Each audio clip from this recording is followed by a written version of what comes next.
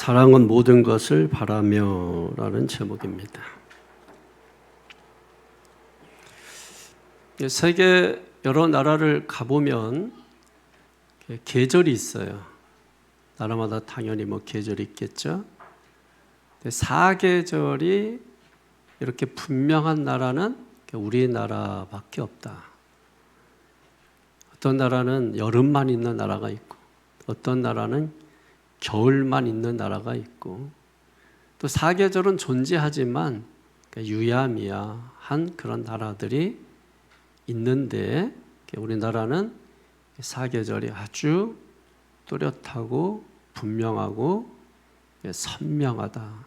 근데 요즘 들어서 좀 이 균형이 무너지는 것 같은 그런 일들이 있어서 좀 그렇습니다만, 그래도 이 사계절이 이 뚜렷한 게 아주 특징적인 나라입니다. 근데 그럼에도 불구하고 우리가 이 사계절 중에 각자 어떤 계절을 좋아합니까? 그러면 사계절 다 좋아합니다. 이렇게 할 수도 있지만은, 어떤 사람은 여름을 좋아하고, 또 봄을 좋아하고, 또 가을을 좋아하고, 또 겨울을 좋아하고, 서로 다르게 좋아한다, 이렇게 말할 수 있어요. 네, 저에게 묻는다면 저는 사계절 중에 가을이 제일 좋은 것 같아요. 왜 좋으냐고 물어보면 그냥 좋아요. 가을 바람이 좋고, 가을 날씨가 좋고, 또 가을에 만나는 사람들이 좋아요. 또 시가 이렇게 있는데, 그 시 중에서도 이 가을 시라는 게 있어요. 그 가을 시가 참 좋아요. 그 중에 제가 좋아하는 시 가운데 김현승님의 이 가을이라고 하는 그런 시가 있습니다. 여러분도 아마 이제 잘 알 수 있을 거예요. 제가 중고등학교 다닐 때도 그렇고 많이 이 시를 암송하고 또 편지 쓸 때 꼭 끼어서 이렇게 보냈던 그런 기억들이 있습니다. 한번 들어보세요. 가을의 기도, 김현승. 가을에는 기도하게 하소서.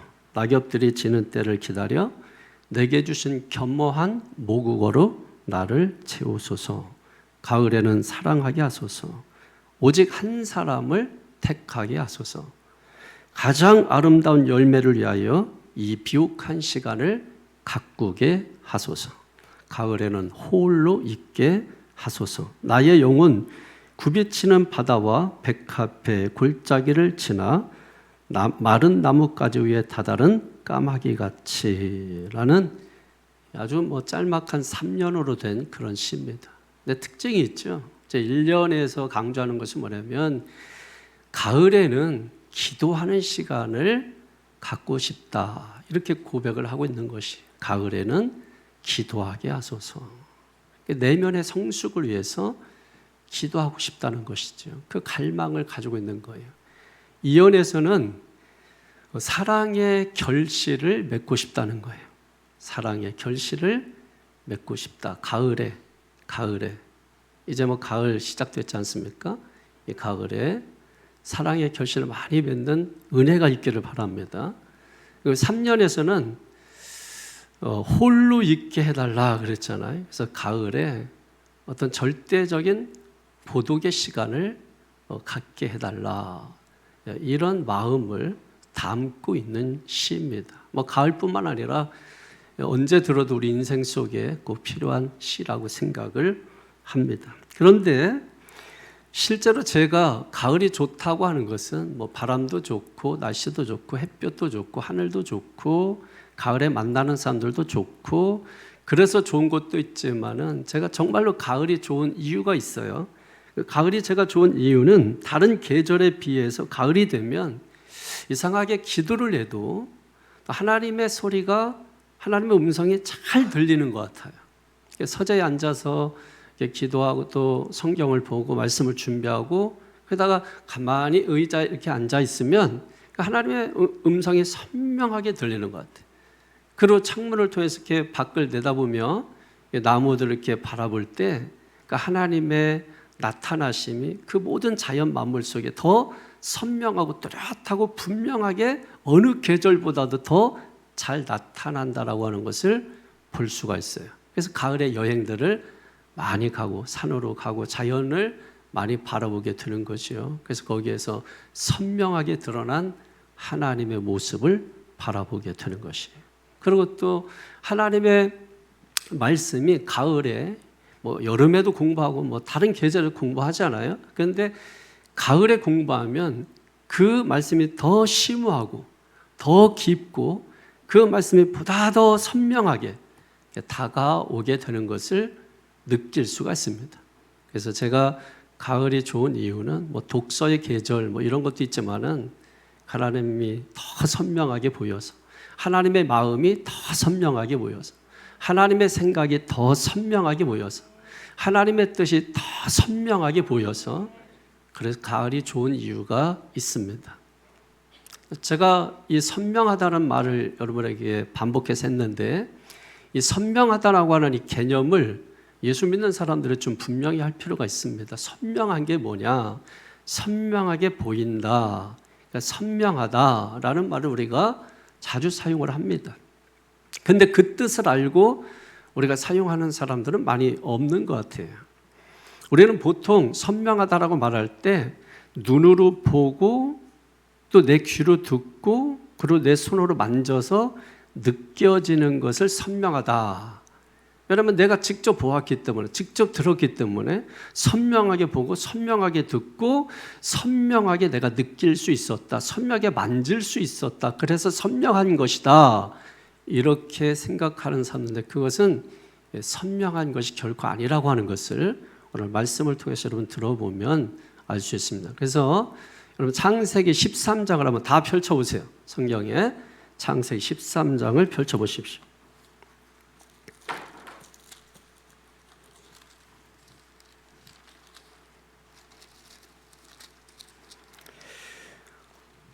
자, 창세기 13장의 그 내용을 보면 이런 내용이에요.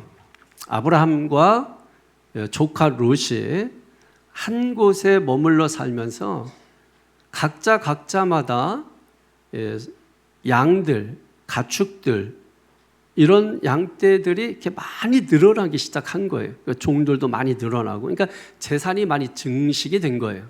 아브라함도 많이 증식되고 조카 롯의 재산도 많이 증식이 된 거예요.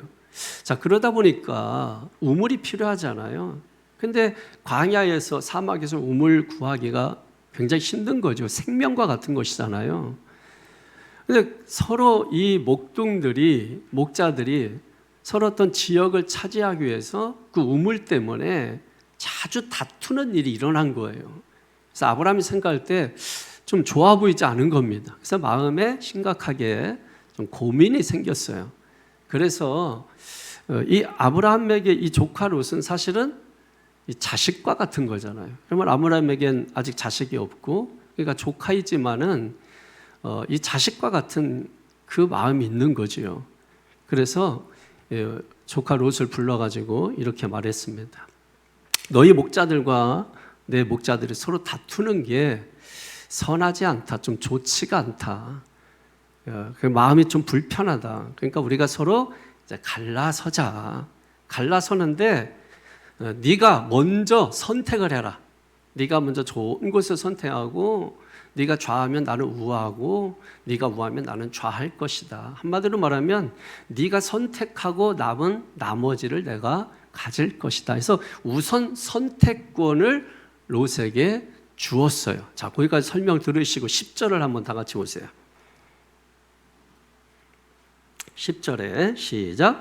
이에 롯이 눈을 들어 요단 지역을 바라본즉 수알까지 온 땅에 물이 넉넉하니 여호와께서 소돔과 고모라를 멸하시기 전이었으므로 여호와의 동산 같고 애굽 땅과 같았더라. 아멘. 자, 여러분 언더라인을 좀 치세요. 제가 치라고 하는 곳에 눈을 들어 여기다 밑줄 쫙. 그 다음에 바라본즉 밑줄 쫙. 물이 넉넉하니, 그리고 뒤쪽으로 가서 여호와의 동산 같고 애굽 땅과 같았더라. 다 치셨어요? 자, 그래서 롯이 우선 선택권을 받았습니다. 롯이 첫 번째 한 일이 뭐예요? 눈을 들어보았어요. 뭘 봤어요? 바라본즉 뭘 봤어요? 물이 넉넉한 것을 봤죠. 물이 넉넉하다. 이제 뭐예요? 살만하다. 좋다. 이거 아니에요? 그러니까 어떤 조건이 굉장히 충족돼서 보기에, 눈을 들어서 보기에 좋아 보인 거예요. 좋은 거예요. 여러분이 항상 보면 어디 가서 이렇게 뭘 보고 좋았다. 거기 좋아. 거기 가서 살면 좋겠어. 다 속는 겁니다. 그래서 속는 거예요, 여러분. 왜? 그게 선명하지 않은 건데 선명하다고 착각을 해서 그런 거예요. 그래서 지금 롯이 들어서 본 것이 뭐예요? 물이 넉넉해. 야, 세상에서 그러는 거죠. 이 정도는 돼야 돼. 이 정도는 있어야 돼. 네가 이렇게 해야 돼. 그래야 세상에서 살아남아. 이런 말들이 얼마나 여러분 우리의 깊이 잠자고 있는 정욕, 욕구 이런 것들을 깨우는 말들이에요. 예수 믿는 사람들 그런데 귀를 내주면 우리의 정신, 영혼이 다 뺏기게 되는 것이죠. 그래서 하나님과 멀어지고 세상과 친근해지고 가까워지기 시작하는 것입니다. 그게 첫 번째 표시가 뭐냐면 눈으로 보는 겁니다. 그래서 눈을 들어 넉넉한 물을 보았어요. 그러니까 너무 살기가 좋은 거, 조건이 좋은 거지. 얼마나 좋은지 맨 마지막에 뭐라고 말씀하고 있어요? 여호와의 동산이 뭐예요? 에덴 동산. 에덴 동산 같고 그 다음에 또 뭐예요? 애굽 땅. 애굽 땅에 뭐가 있죠? 나일강.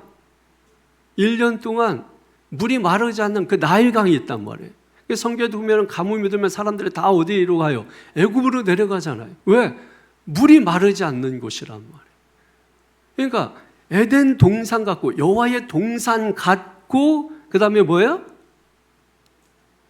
애굽과 같았더라. 이 말을 잘 기억을 해 놓으시기를 바랍니다. 자, 그런데 실상은 어땠느냐? 13절 보세요. 시작. 소돔 사람은 여호와 앞에 악하며 큰 죄인이었더라. 아멘. 자, 그런데 롯은 좋은 조건은 봤는데 소돔 사람이 뭐한 것은 보지 못했어요. 악한 것을 보지 못한 거예요. 거기에 물이 넉넉해서 아파트 짓고 정말 살기에 너무 좋아 보였단 말이에요. 근데 그 지역 사람들이 여호와 앞에 너무 악한 것을 보지 못했다라고 하는 거예요. 여러분 이게 왜 중요해요? 거기서 우리가 몸만 담고 살려고 본 게 아니잖아요. 우리가 거기 가서 봐야 될 게 뭐예요? 영적인 눈을 열어서 영적으로 내가 거기 가서 살면서 머물면서 여호와 앞에 예배 드리며 살 수 있는 그 조건, 환경을 보지 못한 거예요. 왜? 영의 눈이 닫혀 있었기 때문입니다. 그러니까 여러분 한번 보십시오. 내가 뭔가를 보고 듣고 손으로 만져서 느껴서 이거 분명해, 이거 확신해, 이렇게 확실하게 여겼던 것이 오늘 말씀드린 이 말씀에 보면 뭐예요? 결코 확실하지가 않다라는 거예요. 계속해서 한번 보세요. 14절을 보십시오. 14절에 이번에는 아브라함이 눈을 듭니다. 시작. 롯이 아브라함을 떠난 후에 여호와께서 아브라함에게 이르시되 너는 눈을 들어 너 있는 곳에서 북쪽과 남쪽 그리고 동쪽과 서쪽을 바라보라. 아멘. 자, 어디에다가 밑줄을 그으냐면 눈을 들어 언더라인을 치십시오.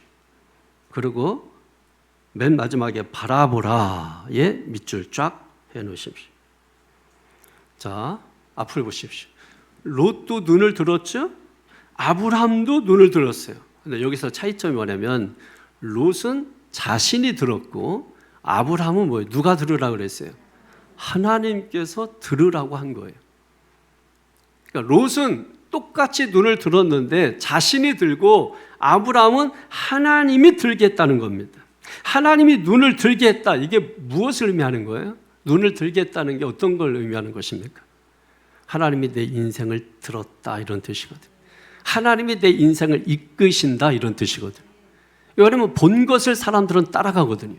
본 것에 마음 뺏기거든요. 마음 뺏기고 그것을 따라가는 것이거든요. 세상 보고 마음 뺏기면 세상 따라가는 것이거든요.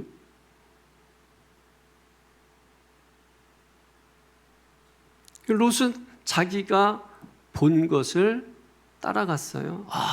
좋다. 이 정도는 돼야지.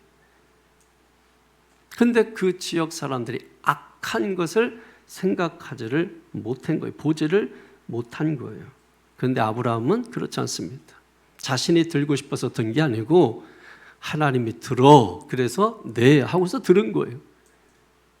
그리고 하나님이 보라고 한 그 방향을 바라보게 된 겁니다. 계속해서 뒤에 15절 이하 17절까지 시작. 보이는 땅을 내가 너와 네 자손에게 주리니 영원히 이르리라. 내가 네 자손이 땅의 티끌 같게 하리니 사람이 땅의 티끌을 능히 셀 수 있을진데 네 자손도 세리라. 너는 일어나 그 땅을 종과 횡으로 두루 다녀보라. 내가 그것을 네게 주리라. 아멘. 하나님께서 뭐예요? 동서남북을 바라보라는 거예요. 그래서 보이는 땅을 자손에게 주고 영원히 이르리라. 그리고 종과 횡으로 행하여 보라. 그리고 그것을 주겠다. 이렇게 말씀하셨습니다. 그리고 18절 보세요. 시작. 이에 아브라함이 장막을 옮겨 헤브론에 있는 마므레 상수리 슈풀에 이르러 거주하며 거기서 여호와를 위하여 제단을 쌓았더라. 아멘. 자, 하나님이 아브라함에게 눈을 들어 보라. 근데 아브라함은 하나님이 보라고 하는 장면들을 지금 보고 있는 거예요. 하나님이 보라고 하는 방향을 지금 보고 직접 아브라함이 뭐예요? 종과 횡으로 행하여 본 거예요. 돌아다닌 거예요. 그런데 여러분, 오늘 말씀의 특징을 한 가지, 중요한 특징인데 그게 뭐냐면 롯에게는 있었는데 아브라함에게는 없는 것이 있어요. 그게 무엇일까요? 롯에게는 이렇게 말씀하고 있습니다. 롯이 들어서 본 곳에는 뭐와 같다? 여호와의 동산 같고 또 애국과 같았더라. 이렇게 말씀하고 있죠. 자, 이 말의 의미를 잘 깨달으셔야 합니다. 거기가 여호와의 동산이 아니라는 거예요. 애굽이 아니라는 거예요. 여호와의 동산처럼 그렇게 물이 넉넉하고 살기 좋은 것처럼 보였다라고 하는 거예요. 또 애굽처럼 나일강이 풍부해서 항상 풍요로운 그런 삶을 실제로 있었던 게 아니라 그렇게 보였다라고 하는 거예요. 그렇게 여겨진 거예요. 여호와의 동산같이 여겨졌고 애국과 같이 여겨졌다라고 하는 것입니다. 같았다 하고 같은 것은 다르잖아요. 누구 닮았네 하고 그 사람은 다른 거잖아요. 그러니까 지금 롯에게는 뭐와 같았다 이렇게 말씀하고 있는 거예요. 롯이 자신이 들어서 본 것이 그거 같아서 거기로 향하여 간 거예요. 그런데 아브라함은 하나님께서 눈을 들어 보게 하시고 말씀하신 것을 따라간 거예요. 그러니까 아브라함에게 없는 것이 뭐냐면 여호와의 동산 같고 애국과 같았더라. 이것이 아브라함에게는 없습니다. 오직 뭐만 있습니까? 여호와의 말씀만 있습니다. 가라. 네. 돌아봐. 네. 저쪽으로 가. 네. 종과 횡으로 가. 네. 동서남북을 왔다 갔다 해봐. 네. 오직 뭡니까? 하나님의 말씀만 있었고 그렇게 하겠습니다 하고 아멘으로 순종할 때 이 결과는 우리가 어떻게 됐는지 이미 다 알고 있습니다. 롯은 어떻게 됐죠? 자기가 눈을 들어 본 곳, 그래서 여호와의 동산 같고 애굽 땅과 같이 정말 풍요롭고 이곳에서 살면 잘 살 수 있을 것이라고 생각했던 그곳은 불과 유황이 내려서 멸망을 당하게 됩니다. 몇 사람만 간신히 목숨 연명해서 나오죠. 아브라함은 어떻게 됐습니까? 하나님께서 그를 축복해 주셔서 하나님이 계속해서 아브라함과 함께 계셨고 아브라함을 통해서 위대한 하나님의 역사가 일어나게 됐고 아브라함을 통해서 이스라엘이라고 하는 위대한 민족이 나오고 우리는 영적 이스라엘 백성들이 된 줄로 믿습니다. 그 아브라함, 다윗의 후손 누가 나왔어요? 예수 그리스도가 나오신 줄로 믿습니다. 그러므로 여러분 우리가 분명히 깨달으셔야 합니다. 선명해진다라고 하는 것은 눈으로 내가 보고 귀로 직접 듣고 내가 손으로 만지고 느꼈다 할지라도 그것은 선명해지는 것이 아니라고 하는 것입니다. 그럼 무엇이 선명해지는 것입니까? 오직 하나님 여호와께서 말씀하실 때 네, 순종하겠습니다. 그래서 아멘으로 순종할 때 선명한 것이 보여지고 들려지기 시작한다라고 하는 거예요. 그게 뭐예요? 선명하다라는 정확한 성경적 의미인 것입니다. 오늘 이 말씀을 제가 초두에 왜 이 말씀을 드리는가 계속해서 설교를 들어보면 그래서 그랬구나 하는 것을 알게 되죠. 자, 오늘 사랑의 속성 몇 번째입니까? 14번째. 사랑은 모든 것을 바라며 라고 말씀하고 있습니다. 여기 바란다라고 하는 것은 헬라어로 그 엘피조라고 해요. 엘피조라고 하는 것은 바란다, 기대한다, 소망한다 뭐 이런 의미를 가지고 있는 것이에요. 네, 여기에는 이제 헬라적 개념과 히브리적 개념이 있습니다. 헬라적 개념에서 엘피조는 뭐냐면 일시적으로 더 좋은 것을 바라고 기대하는 것을 말하는 거예요. 헬라적 개념에서 엘피조는.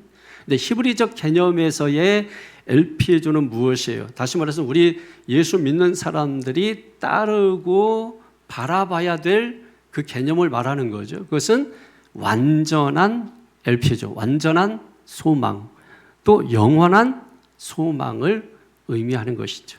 영원한 소망, 완전한 소망. 우리가 바라보는 것은 바로 그것이에요. 그럼 우리의 영원하고 완전한 소망은 뭐예요? 예수 그리스도죠.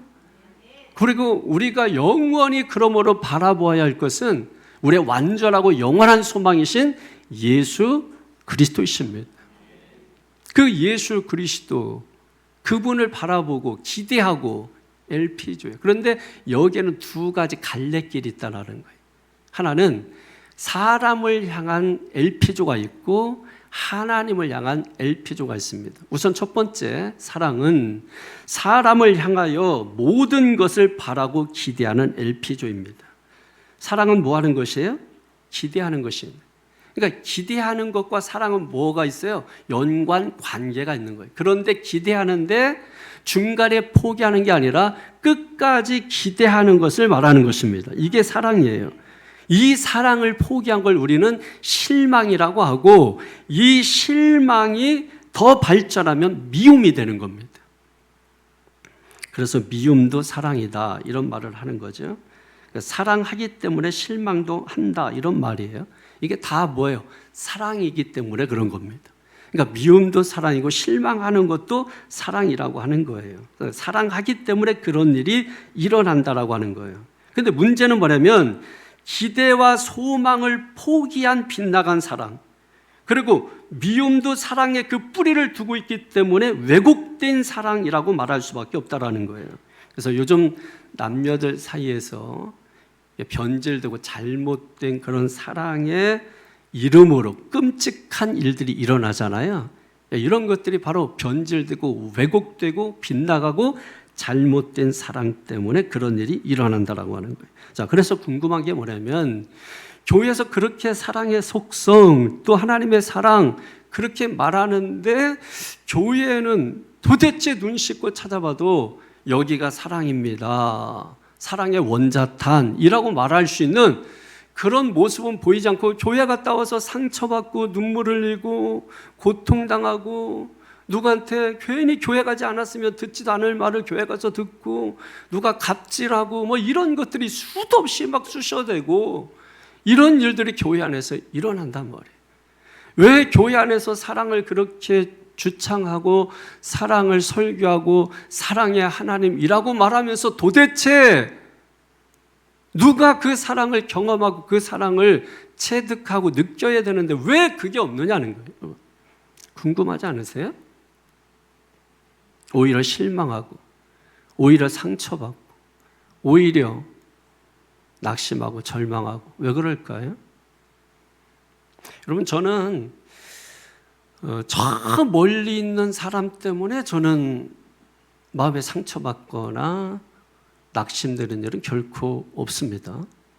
제가 상처받고 낙심되는 경우는 제가 사랑하는 아주 가까운 내 가족, 내 자녀들, 그리고 교회에 늘 사랑한다고 말하는 성도 여러분들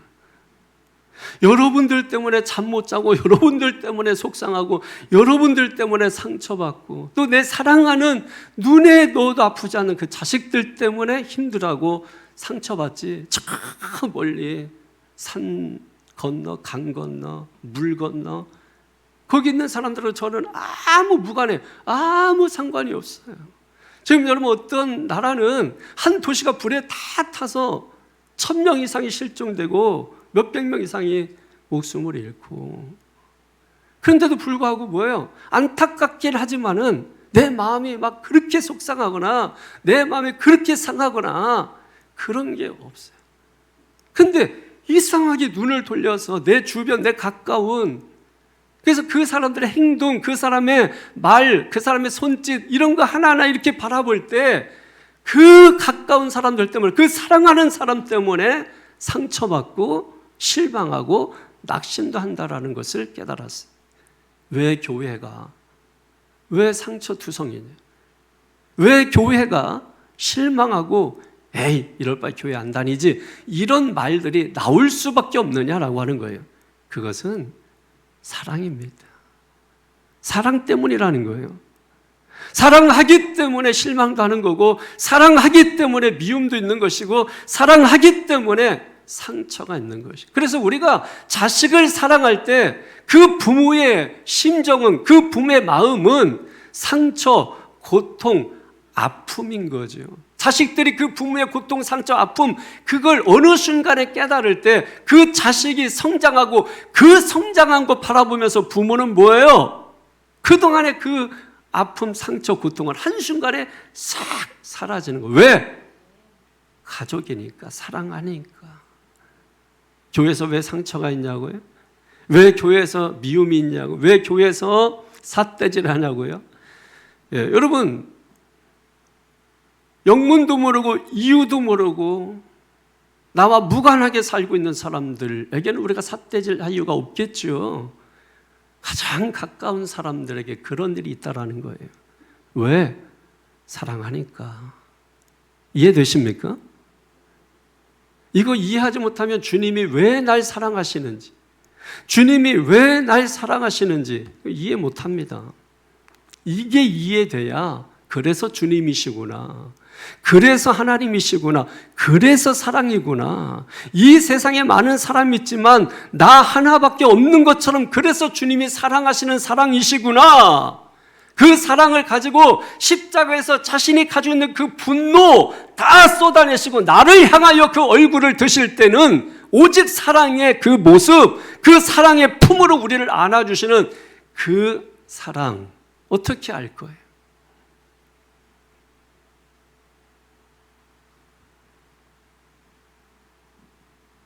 그러니까 미움과 사랑은 거기서 거기에요. 소망을 포기하면 미움이고, 소망을 포기하지 않으면 사랑인 겁니다. 자, 그런 의미에서 우리 옆 사람하고 이렇게 한번 인사해 보세요. 성도님, 그래도 나는 아직 당신을 포기하고 있지 않습니다. 인사하세요.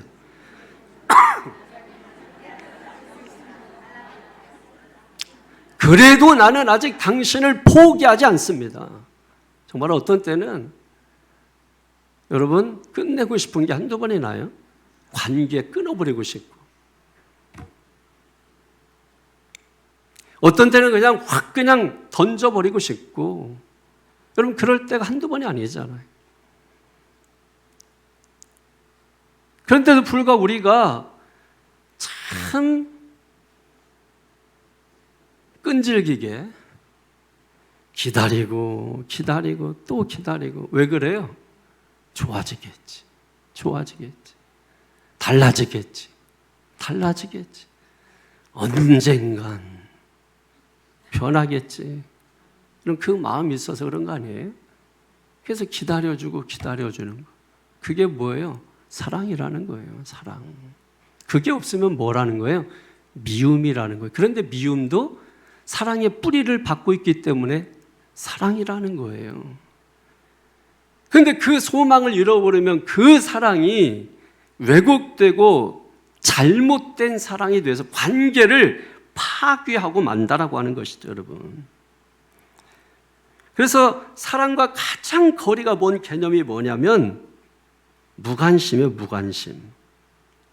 이 세상에서 제일 불쌍한 사람이 하나님께 무관심한 사람, 그리고 하나님이 무관심하게 여기는 사람. 이런 사람들은 영적인 고아들입니다. 내가 하나님만 관심 없다고 생각하시면 안 돼요.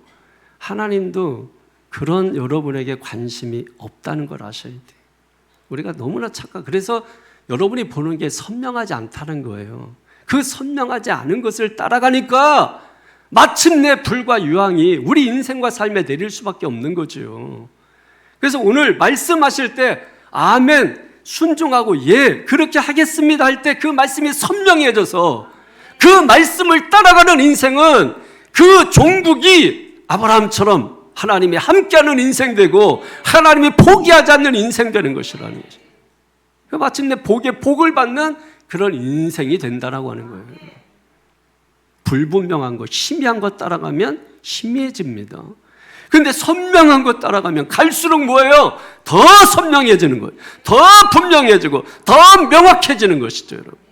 그래서 우리의 신앙이 갈수록 선명해져야 되고 갈수록 분명해져야 되고 갈수록 명확해져야 되는 것입니다. 그걸 위해서 우리가 하나님 앞에 기도를 드려야 돼요. 그러니까 하나님께서 하나님을 신뢰하고 하나님의 자녀된 자들에 대하여는 내버려 두지 않으세요. 우리가 혹여나 조금의 잘못하면 하나님은 징계하시고 하나님은 책망하시고 하나님은 나무라시고. 어떻게 나무라세요? 어떻게 징계하세요? 어떻게 책망하세요? 목사의 설교를 통해서 책망하는 거죠.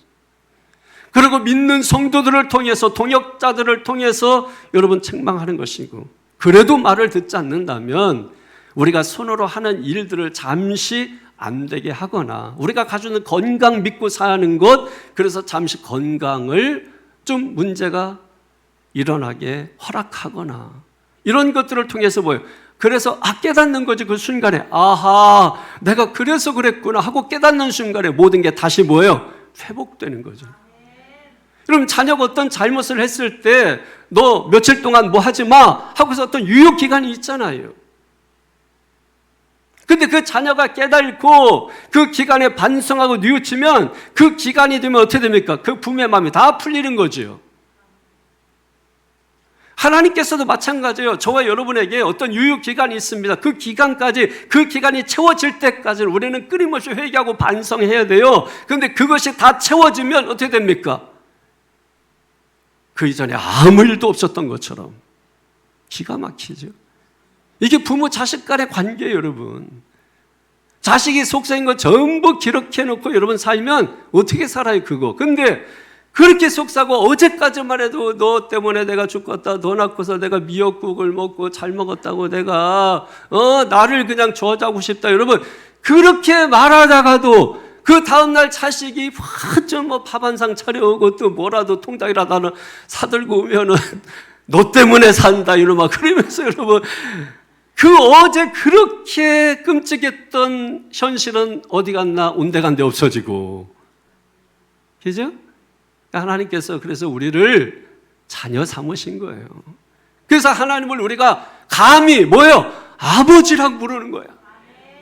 이게 1세기 초대교회 당시로 돌아가서 유대교가 주류를 이루고 있을 때 하나님을 아버지라고 부르면 무서운 이단이에요. 쳐 죽이는 거예요, 그때는. 그런데 우리는 지금 당당하게 누가 뭐라고 하지 않잖아요. 하나님을 아버지라고 부를 수 있잖아요. 감히 죄인이 어떻게 그 하나님을 하나님이라고 말할 수 있느냐. 왜 예수 이름을 믿지 못해요? 헬라적 개념 때문에 유대인들이 예수 이름을 믿지 못한 겁니다. 어떻게 선하신 하나님이 그 선하신 곳에서 더러운 이 땅으로 내려오실 수 있어? 이 더러운 이 땅에서 선하신 하늘로 올라가야 하나님이지. 그래서 하나님을 어디에 있다고 믿는 거예요? 하늘에 있다고 믿는 거예요. 그런데 그 하나님이 인간의 몸을 입고 이 땅에 왔다고 하니까 유대인들의 이 사고, 헬라적 이 개념에서는 절대로 이게 이해되고 받아들일 수가 없었던 것이에요. 그래서 예수님을 배척한 철학적, 사상적 이유가 거기에 있었던 것입니다. 단순히 신앙적 이유 때문만은 아니에요, 여러분. 종교적 이유가 분명히 존재하지만은.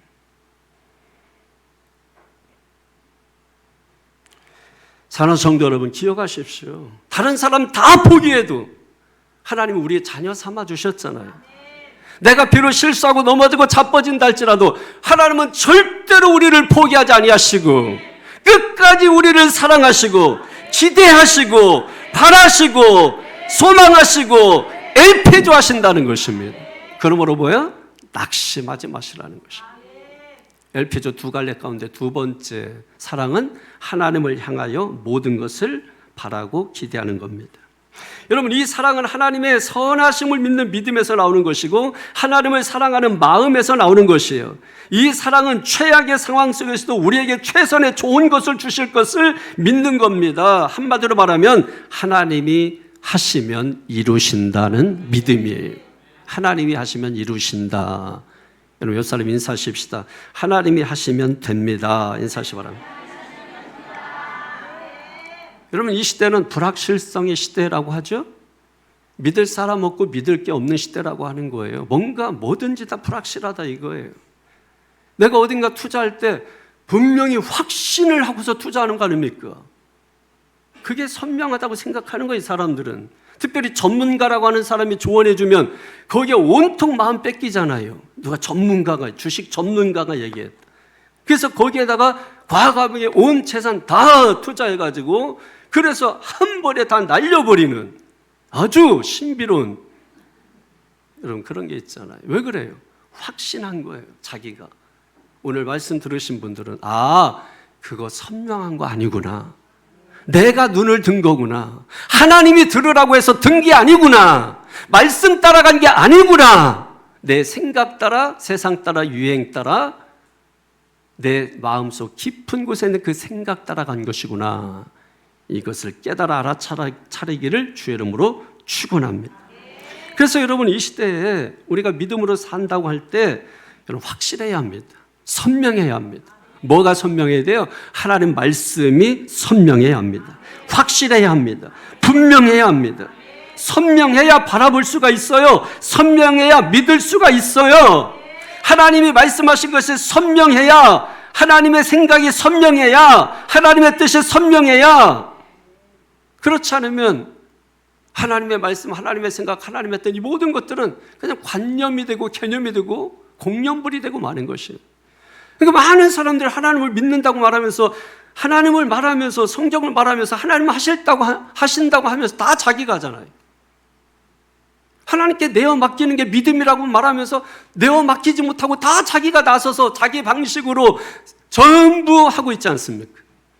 그러면서 입만 열면 하나님, 입만 열면 은혜, 입만 열면 그냥 아주 그냥 주둥이를 그냥 여러 번 보고 얘기한 거 아니에요. 우죽하면 그냥 천국에 사람 몸체는 없고 그냥 주둥이만 와 있대. 한국 사람들은. 예? 천국 같더니, 그러니까 입모양만 잘 알고 있으면 돼. 입모양만. 지금 천국에서 알아보려면 얼굴은 없어. 다 입만 와 있어가지고 그냥 얼마나 그냥. 그건 그래도 괜찮아. 오늘 장로님이 먼저 천국에 가서 있는데 그 담임 목사님이 천국에 오시더니 그 예수님께서 보좌에서 일어나가지고 그냥 신발도 안 신고 뛰쳐나가서 야, 위 목사야 이제 왔느냐 하면서 막 기쁨으로 막 반겨주고 환영해 주더니 옆에 있는 장로님이 너무 상심을 했어요. 왜냐하면 자기가 올 때는 자리에서 일어나지도 않고 그냥 왔는지 안 왔는지 바라보지도 않고 그렇게 하다가 목사님이 왔다고 하니까 그냥 자리에서 일어나서 막 뛰어가가지고 끌어안아주고 막 그렇게 하는 모습 보니까 너무 상심이 된 거예요. 천국이지만. 예? 그래서 야, 어떻게 저럴 수 있지? 나는 교회에서 재산 참 뭐 하나님께 드리고 내 자녀들까지 전부 평생 헌신하고 봉사하다가 이렇게 왔는데 나는 그 정도밖에 환영 안 해주고 저 목사가 오니까 이렇게 반겨주고 그래서 예수님에게 따졌어요. 예수님, 저는 제가 왔을 때는 자리에서 일어나지도 않았잖아요. 근데 어떻게 저 목사님이 왔다고 그렇게 자리에서 뛰쳐나가기까지 하십니까? 그랬더니 야야 장로야, 오죽하면 내가 그러겠니? 지금 내가 목사를 천국에서 본 지가 지금 몇 년 만에 보는지 알 수가 없다 그러더래요. 주둥이라도 가 있는 게 여러분 어디에요? 뭐가 선명해야 돼요? 말씀이 선명해야 된다니까. 하나님의 생각이 선명해야 된다니까. 하나님의 뜻이 선명해야 된다니까. 불분명한 걸, 희미한 걸 어떻게 믿고 따라가요? 선명해야, 분명해야 믿습니까? 입으로 말한다고 해서 그게 선명한 게 아니라는 얘기를 하고 있는 겁니다. 여러분이 많이 들었다고 해서 그게 선명한 게 아니라는 걸 얘기하는 겁니다. 주님의 말씀을 들을 수 있어야 돼요. 주님의 음성을 들을 수 있어야 돼요. 그 말씀하실 때 아멘, 네 알겠습니다, 순종하겠습니다. 그때 여러분 말씀이 어떻게 돼요? 선명하게 내게 다가오는 겁니다. 내가 선명해지면 하겠습니다. 백날 해보세요 여러분. 선명해지나. 주님 말씀하십시오, 제가 순종하겠습니다 할 때 그 말씀이 선명해지는 은혜가 임하게 되는 것입니다. 우리는 지난 시간에 사랑의 속성 13번째 사랑은 모든 것을 믿는 것이다 라고 말씀을 들었죠. 이 믿는다라고 하는 것은 뭐냐면 지금 일어난 일들에 대해서 그럼에도 불구하고 하나님의 사랑의 강권에서 어떻게 하는 거예요? 믿어주는 거예요. 자, 오늘 14번째 사랑은 모든 것을 바란다라고 하는 것은 여기서 한 걸음 더 나아가서 지금 내게 일어난 일들뿐만 아니라 앞으로 일어날 그 모든 일들에 대해서까지도 그럼에도 불구하고 바라고 믿어주는 것을 말하는 거예요. 그러니까 여러분 지난 13번째보다 14번째가 뭐예요? 더 어려운 거예요. 그럼 이게 어떻게 가능할 수 있느냐는 거예요.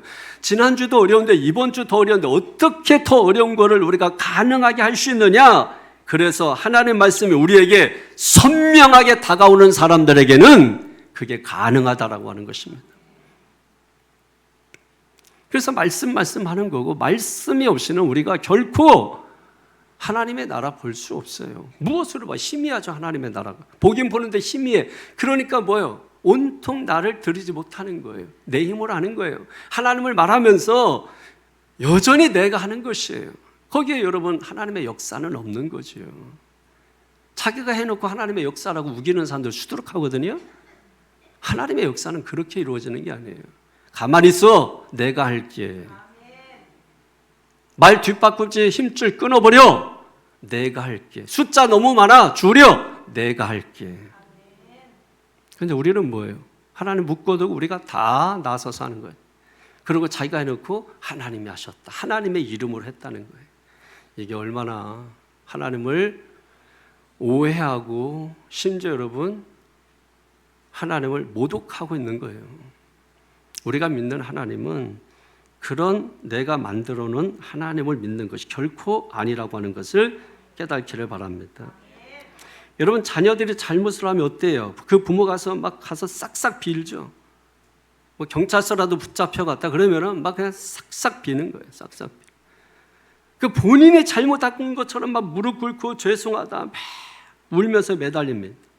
그렇게 하는 이유가 뭐죠? 부모가 자식을 위해서 그렇게 매달리는 이유가 뭐예요?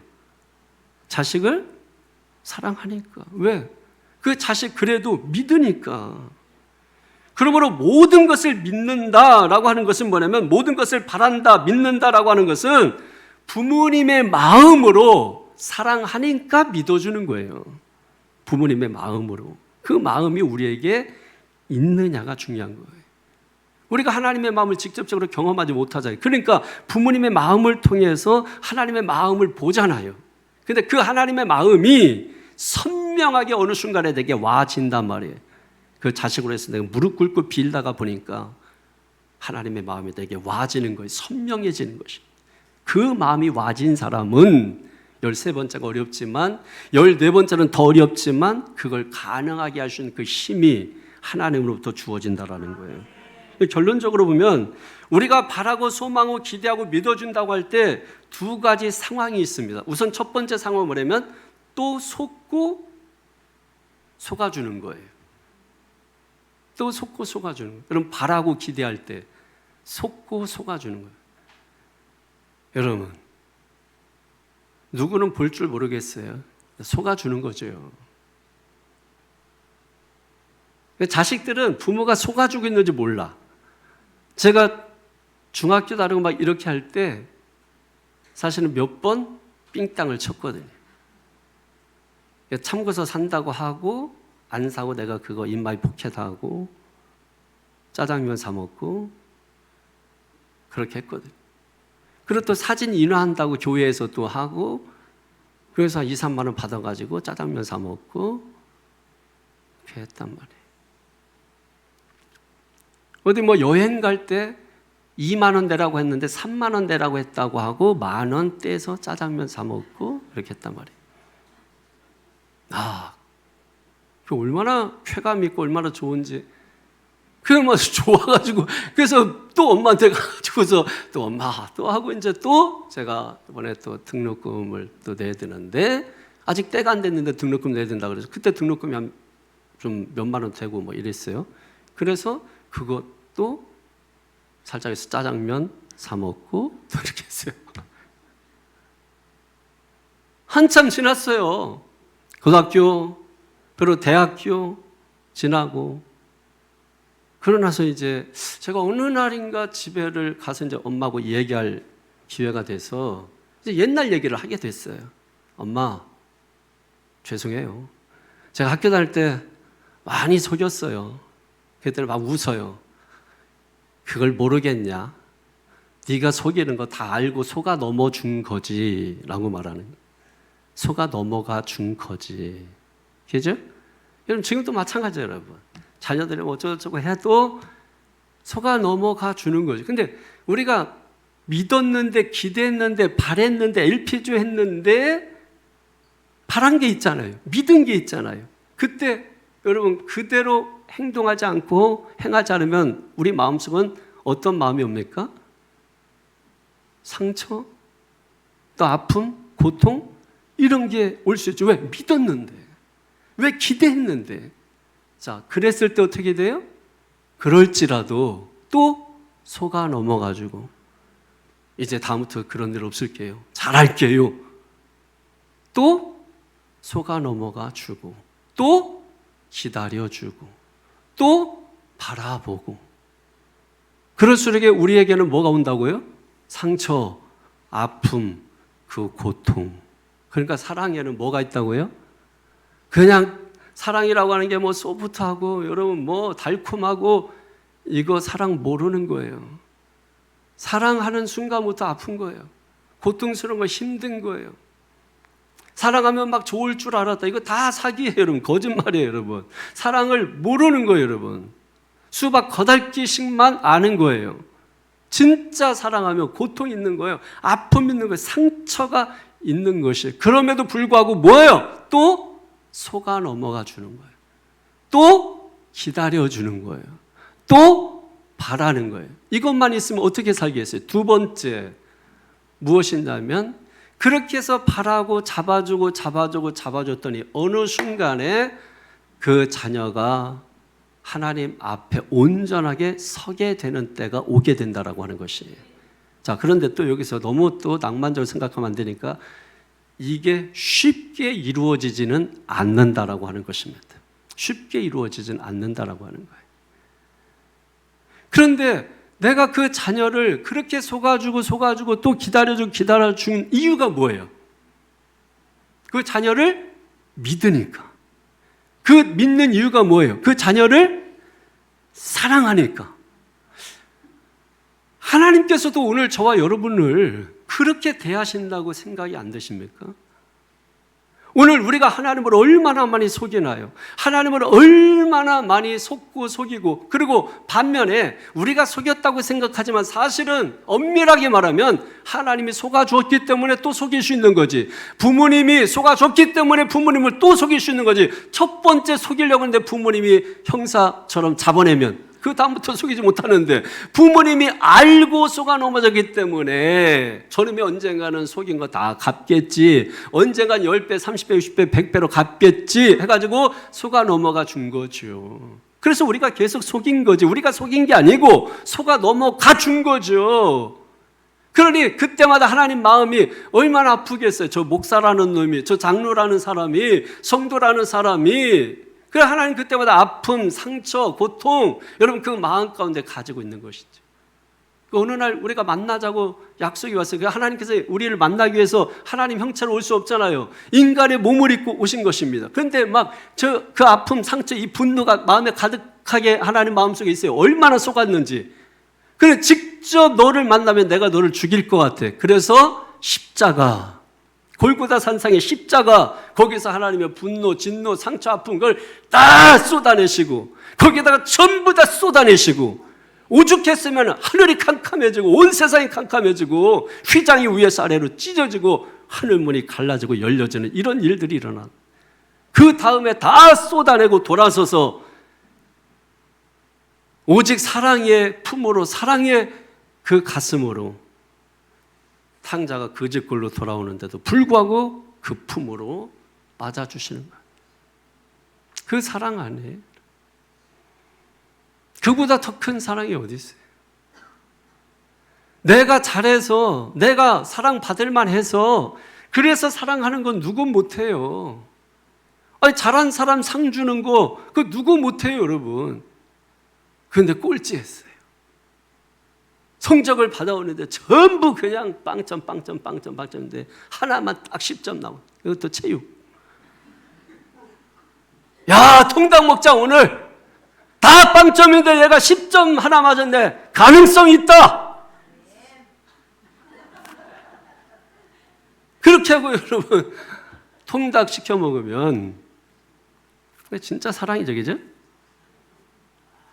틀린 개수대로 맞자 해가지고 그래서 여러분 두드려 패고 밤에 뭐 상처 뭐 아까진기 발라주고 해봤자 뭐 하겠어요, 여러분. 할만해서 하는 거 누구 못합니까? 우리가 왜 하나님이에요? 왜 예수님 말합니까? 예? 사람이 사랑할 수 없는 그 사랑, 품을 수 없는 그 사랑. 그래서 뭐예요? 하나님 닮고 싶은 거죠. 하나님 믿고 싶은 거죠. 믿고 살고 싶은 거죠. 왜? 하나님 배우지 않고 하나님 닮지 않으면 나 당신 사랑할 수 없으니까. 하나님 배우지 않으면, 하나님 사랑 내게 없으면 당신 더 이상 기다릴 수 없으니까. 왜 기다려? 하나님이 기다리래. 말씀이 기다리래. 왜 참아? 하나님 말씀이 참으래. 하나님께서 나를 향하여 참으셨어. 그거 배워서 그거 내 삶에 적용해서, 그래서 그 사랑 부족하지만, 완전하지 않지만 실천하는 거예요. 누구에게? 내 사랑하는 가족, 내 사랑하는 교우들, 식구들. 근데 하다가 보니까 완전하지 않잖아요. 온전하지 않잖아요. 그러니까 잘못될 수도 있고, 그래서 삐그덕 소리가 날 수도 있고. 그렇지만 우리가 사랑을 온전히 이해하면, 아, 그게 사랑인 거지. 아, 그게 사랑인 거지. 그게 사랑이지. 그래서 사랑인 거지. 그래서 함께 할 수 있는 거지. 그래서 그 사람이 그렇게 하다가 문제가 있었어도 이걸 볼 줄 아는 사람이 있다면, 그게 뭐예요? 하나님의 사랑이 선명해진 사람은, 아, 그 사람이 나를 사랑하려고 하다가 이런 실수를 한 것이구나. 사랑하는 방식인데 사랑의 방식이 서투른 것이구나. 그런데 사랑이잖아요. 그래서 이해하게 되고 품게 되는 은혜가 있는 곳이 바로 교회가 되어야 되는데, 그 사랑의 본질, 개념, 이걸 이해를 못하니까 말로는 사랑하면서 세상과 다를 게 없어요. 잘하면 박수 쳐주고 못하면 몽둥이 들고. 그러나 여러분, 교회라고 해서 다를 바가 뭐가 있느냐는 거예요. 중요한 것은 그 아픔, 고통, 상처 속아주고 내 마음에 있어. 근데 어느 순간에 자식이 보는 날이 있어요. 그 부모님 나 때문에 고생하셨지, 나 때문에 주름살 생기셨지, 나 때문에 저 손이 저렇게 마르셨지 하면서 이 자식이 감동을 받고, 그래서 스스로 이제는 내가 부모님 위해 살아야지 하면서 얼마 되지 않지만 봉투에 50만 원, 100만 원씩 넣어가지고 매월 용돈을 부모님 앞에 드린다. 우리 자식들도 듣고 있기 때문에 액수까지 내가 정해 주잖아. 그러면 부모님들 다 녹아져요, 안 녹아져요? 녹아집니다. 봉투의 힘이에요, 봉투의 힘. 녹아지는 거예요. 자식이 여러분 그렇게 그래서 기다려주고 그 한계점에서 머무르지 말고 다시 돌이키지 말고 돌아서지 말고 끝까지 한계점 그 끝까지 그 너머에 다 왔잖아요. 몇 발짝 안 가면 엘림의 축복이 기다리고 있잖아요. 거기서 돌아서면 내 인생 끝인데 거기서 한 발짝 더 나갔더니 한 발짝이야 진짜. 한 발짝 갔더니 인생이 뚫려. 한 발짝 갔더니 여기서 포기할까? 도저히 이제는 내가 마지노선이야. 도저히 이제는 끝이야. 이제 내가 더 이상 참지 못해 하고 거기서 돌아서면 지금까지 왔던 그 험한 길 다시 돌아가는 것도 힘들지 않겠어요? 그래서 삶이 고통스러운 거 아니겠어요? 그만큼 고통스러워서 완 만큼 절대로 포기하지 않는 사랑, 멈추지 않는 사랑, 그게 사랑인 거예요. 그냥 소프트하고 달콤하고 웃음소리 나고 이것이 사랑이 아니란 말이에요. 내가 너를 사랑하기 위해서 네가 하나님 앞에 바로 세워지기까지 그 상처, 고통, 아픔, 그런데 그거 어느 순간에 보고 선명해지는 그 순간에 하나님 앞에서 그 자식이 서게 되는 그 날이 오리라는 것입니다. 이것이 뭐예요? 사랑은 모든 것을 바라며, 이런 개념이 정확하게 묻어있는 것입니다. 그걸 위해서 뭘 해야 된다고요? 하나님의 말씀이 선명해져야 된다. 그 선명하게 된 사람들을 통하여 하나님께서는 하나님의 그 위대하신 그 사랑의 일을 행하시게 되는 것입니다. 그 역사가 사랑하는 저와 여러분 가운데 있기를 주 예수 이름으로 축원합니다. 기도하겠습니다. 이 시간 우리 말씀 붙잡고 한 번만 기도했으면 좋겠는데, 오늘 말씀을 좀 여러분 강하게 붙잡고, 하나님, 내가 사람을 향하여 또 하나님을 향하여 그리고 속고 또 속아주고, 그러나 그럼에도 불구하고 언젠가는 온전하게 하나님 앞에 바로 서게 될 날을 바라며 기대하며 소망하며, 그렇게 하기 위해서 하나님 말씀이 선명하게, 주님의 생각이 선명하게, 주님의 뜻이 선명하게 우리에게 다가오게 하여 주시옵소서. 그래서 말씀하시옵소서. 아멘. 순종하겠습니다 할 때 그 말씀이 더 선명해져서 그 선명한 말씀 붙잡고 믿음으로 살아갈 때 아브라함이 임했던 그 축복이 우리에게 임하게 될 줄로 믿습니다. 바라며 믿으며 이 시간 주님 앞에 간절한 마음으로 기도하겠습니다. 걸어가신 아버지 하나님 감사합니다. 이 시간 하나님의 성령께서 함께하사 주의